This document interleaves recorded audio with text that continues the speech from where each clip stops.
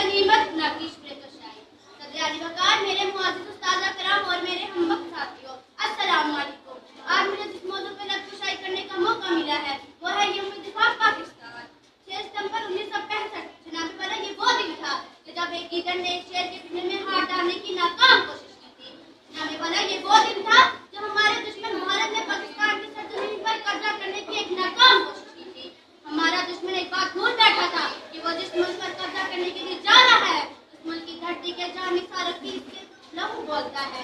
जनाब वाला दुश्मन एक बात भूल बैठा था, वो जिस मुल्क पर कब्जा करने के लिए जा रहा है इस मुल्क की बुनियादी रियासत मदीना पाक की तरह ला इलाहा इल्लल्लाह पर रखी गई है। जनाब वाला अगर हम तरीका और राह को पढ़ कर देखें तो ऐसी लाख मिसालें मिलती हैं जो ये साबित करती हैं कि फतह लहू मांगती है और लहू है जिसकी वजह से तरीक हमने रख बदलती है।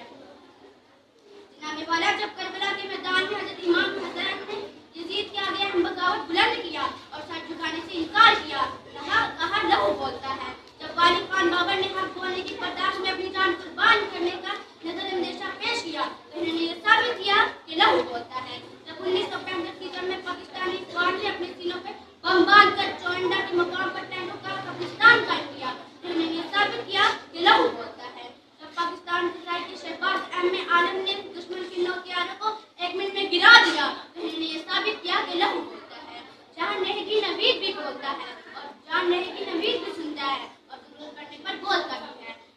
दौरे हयात आएगा कातले कज़ा के बाद, दौरे हयात आएगा कातले कज़ा के बाद, इब्तिदा है मेरी तेरी इंतहा के बाद। सामीन, इस वजह से जब बर्मा में छोटे मासूम बच्चों को जिलाया जाता है तो दुश्मन एक बात भूल जाता है कि लहू बोलता है। जब फलस्तीन नौजवानों पर जहरीली गैस फेंकी जाती है तो दुश्मन एक बात भूल जाता है कि लहू बोलता है। जब कश्मीरों पर गोलियां बरसाई जाती हैं तो दुश्मन एक बात भूल जाता है कि लहू बोलता है। कातिल मेरा निशान मिटाने पे है, कातिल मेरा निशान मिटाने पे है, मैं भी सीने की नोक